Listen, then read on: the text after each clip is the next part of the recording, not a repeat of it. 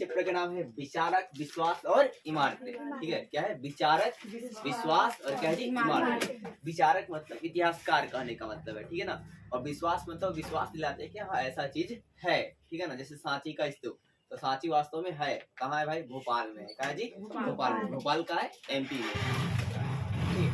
अब है क्या? इमारतें। इमारतें मतलब घर और जैसा, ठीक है। सबसे पहला पॉइंट है हमारा सांची एक झलक। एनसीईआरटी का पॉइंट है क्या? सांची क्या जी? झलक। मतलब सांची के बारे में जानना है। सांची के बारे में क्या जी? जानना है, ठीक है। तो देखिए सांची का स्तूप जो है भोपाल के तलहटी गांव में है। किस गांव में है? पहला लाइन याद रखिएगा, जो सांची है ये भी डायरेक्ट पूछता है कि सांची कहाँ है, तो ऑप्शन में आपको भोपाल रहेंगे। क्या रहेंगे? भोपाल। तो सांची का स्तूप जो है भोपाल के तलहटी गांव में है। किस गांव में है? तलहटी गांव में, ठीक है। अब है क्या? भोपाल का जो नवाब जो थे वो शाहजहां बेगम की आत्मकथा, क्या जी? आत्मकथा ताज उल इकबाल तारीख भोपाल, ठीक है। तो है क्या कि शाहजहां बेगम की जो आत्मकथा है उसका नाम क्या है? ताज उल इकबाल। क्या है जी? ताज उल इकबाल। ये आप याद रखें, ठीक है ना। तारीख भोपाल, तारीख क्या जी? भोपाल। अब इसमें क्या बताया गया है? तो भोपाल का इतिहास। क्या बताया गया है? भोपाल का इतिहास। तो आपसे पूछ लिया जाएगा कि भोपाल की नवाब शाहजहां बेगम की आत्मकथा का नाम क्या है? ताज उल इकबाल तारीख भोपाल। इसमें क्या बताया गया है? भोपाल की इतिहास के बारे में। अब है क्या कि इसका अनुवादन जो है, इस आत्मकथा का अनुवादन किसने किया था? तो 1876 में एचडी बरसटो, कौन जी? बरसटो ने इसका अनुवाद किया था। तो आपसे पूछ लिया जाएगा ताज उल इकबाल का अनुवाद किसने किया था? तो बारसेटो ने किया था। क्या जी? बारसेटो ने किया था। और कब किया था? 1876 में किया था। कब जी? 1876 में एचडी बारसेटो ने किया था। क्लियर है?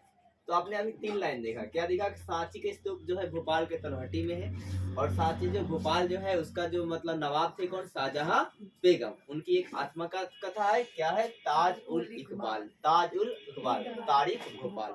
इसमें क्या लिया? भोपाल की इतिहास। इसका अनुवाद जो है एचडी बारसेटो ने किया है। कब किया? 1876 में किया। अब देखिए ये जो सांची का स्तूप था, सांची का स्तूप था, ये ऐसे मतलब गोला टाइप का है, ठीक है। आपको इमेज भी दिखाएंगे थोड़ी देर में। तो सांची का जो स्तूप था ना वो कैसा था? गोलाकार टाइप का था। सांची का स्तूप कैसा था? आप देखिए,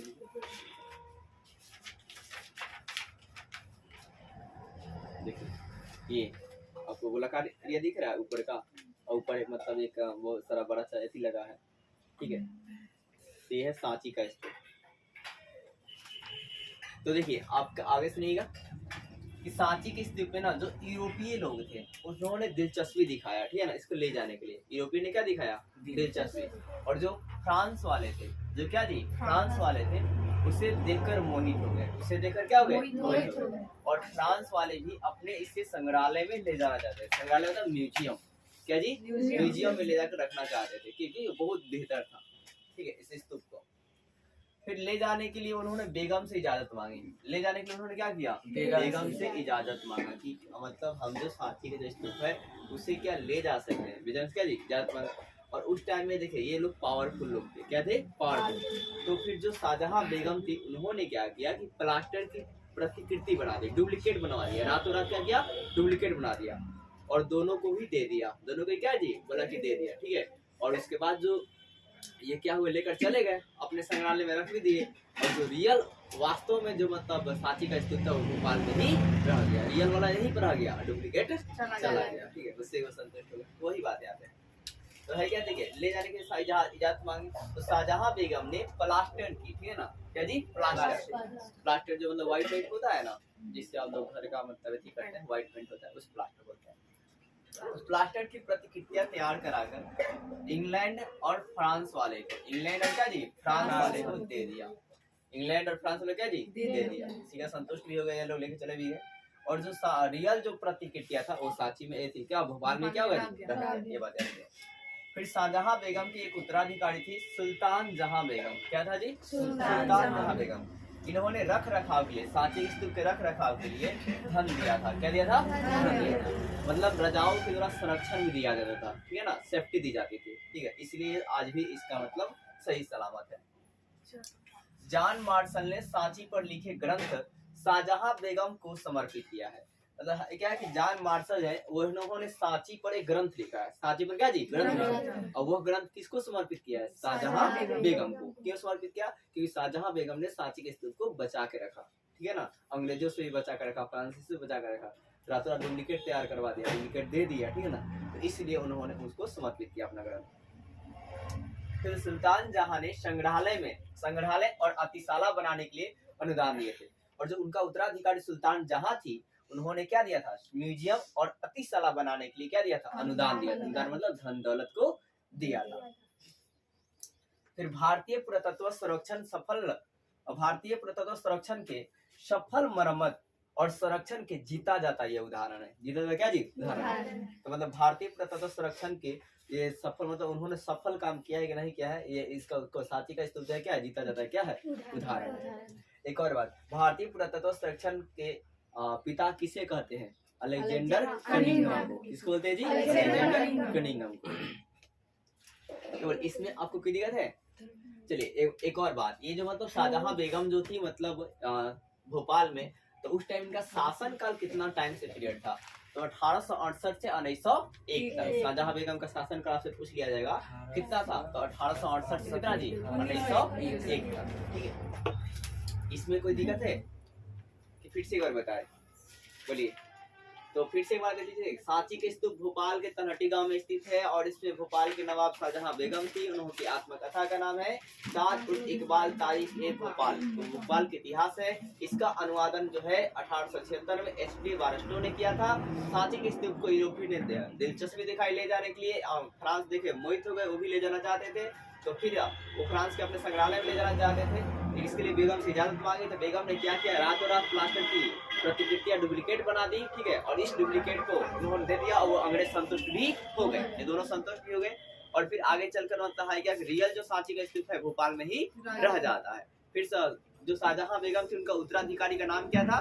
सुल्तान जहां बेगम। इन्होंने धन दौलत दिया था इसके रख रखाव के लिए, ठीक है। आगे चलकर फिर मतलब जो शाहजहां बेगम थी उन्होंने क्या, सुल्तान जहां बेगम थी उन्होंने क्या किया था कि अतिशाला और संग्रहालय बनाने के लिए अनुदान दिए थे। और फिर एक जॉन मार्शल थे, उन्होंने एक सांची पर ग्रंथ लिखा था, और उस ग्रंथ में क्या बताया कि जो मतलब ग्रंथ है ना, मतलब सांची के जो ग्रंथ है वो किसको समर्पित है जी? शाहजहां बेगम को समर्पित है। और भारतीय पुरातात्विक संरक्षण का ये जो जीता जाता क्या जी? सफल परिणाम जो है मतलब सांची का स्तूप है। अब आगे देखिए, अब है यज्ञ और क्या जी? विवाद। यज्ञ और क्या जी? विवाद। तो यहाँ से जो कहानी है ना वो महावीर स्वामी और जैन धर्म और बौद्ध धर्म वाली बातें हैं, ठीक है। तो जैन धर्म और बौद्ध धर्म की बातें जो है यहाँ से आप पूरा डीपली जो है आप वीडियो इसका देख सकते हैं जाकर प्लेलिस्ट में। तो देखिए है यह कि लगभग 6ठी शताब्दी के काल में चिंतकों का उद्भव हुआ। क्या हुआ? चिंतकों का क्या हुआ? उद्भव हुआ। देखिए जब लोगों के पास पूरा भरपेट भोजन मिलने लगा, हर चीज धन दौलत आने लगा, ठीक है, तब लोग चिंतन करने लगे जिंदगी को और बेहतर कैसे किया जाए, ठीक है। और वो जो काल था लगभग 6ठी शताब्दी का काल था। मैंने कहा अभी तक इसके पहले में कि 6ठी शताब्दी काल को महापरिवर्तन का काल माना जाता है, ठीक है। अब इसमें हुआ क्या, जैसे ईरान में चिंतक कौन कौन उद्भव हुए, कौन कौन चिंतकों का उद्भव हुआ? ईरान में जरथुस्त्र, क्या जी? जरथुस्त्र, ठीक है, क्या पढ़ेंगे इसको? जरथुस्त्र, याद रखिएगा। और चीन में खुंगत्सी, कौन जी? चीन में किसका हुआ जी? खुंगत्सी का उद्भव हुआ। और यूनान में सुकरात प्लेटो अरस्तु, किसका जी? सुकरात प्लेटो अरस्तु। और अरस्तु का शिष्य कौन था? सिकंदर। कौन था जी? सिकंदर, वर्ल्ड विजेता, मात्र 33 साल की उम्र में। और फिर भारत में कौन से चिंतक का उद्भव हुआ? महावीर स्वामी और महात्मा बुद्ध जी का। महात्मा क्या जी? बुद्ध जी का।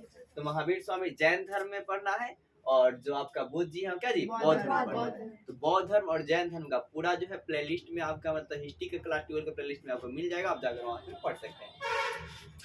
अब देखिए है क्या, यह वही समय था जब गंगा घाटी में नए राज्य और शहर उभर रहे थे। नए राज्य क्या जी? शहर उभर रहे थे। मतलब किस भाई साहब का टाइम पीरियड में? 6ठी शताब्दी।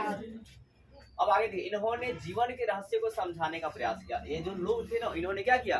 जीवन के रहस्य को समझाने का प्रयास किया। इन्होंने बताया कि आत्मा मतलब जैन धर्म में तो यहाँ तक बता दिया गया, ये बता दिया गया कि आत्मा और शरीर में क्या अंतर है। आत्मा शरीर में क्या जी क्या अंतर है कि आत्मा से जितना आपको मोह मतलब आपको शरीर की जितनी ज्यादा इच्छाएं होगी, आत्मा उतनी ही जकड़ कर आपको पकड़ कर रहेगी और उतना ही आपको टाइम इससे मुक्त होने में लगेगा। हो सकता है कि मुक्त भी ना मिले और फिर आपकी इच्छाओं का दोबारा जन्म होगा।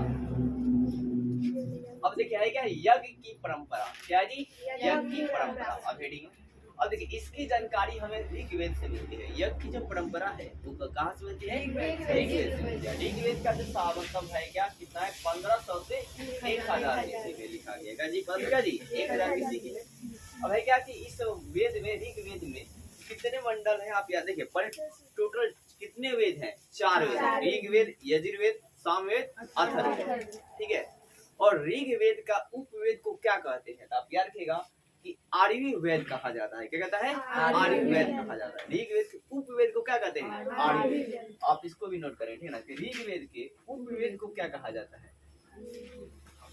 तो आर्यवी वेद कहते हैं। क्या बोलते हैं जी? आर्यवी वेद। हाँ, आर्यवी वेद कहते हैं। क्या बोलते हैं? आर्यवी वेद कहते हैं। ऋग्वेद के उपवेद क्या बोलते हैं? आर्यवी वेद। और इस ऋग्वेद में कितने मंडल हैं? 10 मंडल हैं। कितने सूक्त हैं? श्लोक कितने सूक्त हैं? 1028 श्लोक है। और कितने ऋचाएं हैं? तो 10,062 ऋचाएं हैं। और इन ऋचाओं को पढ़ने वाले को क्या बोलते हैं? तो होत्र कहते हैं। क्या बोलते हैं? होत्र कहते हैं। देखिए वही बात नहीं है, इसमें 10 मंडल है और 1028 सूक्त हैं और 10,462 क्या जी ऋचाएं हैं। और इन ऋचाओं को पढ़ने वाले को क्या बोलते हैं? होत्र कहते हैं। क्या बोलते हैं?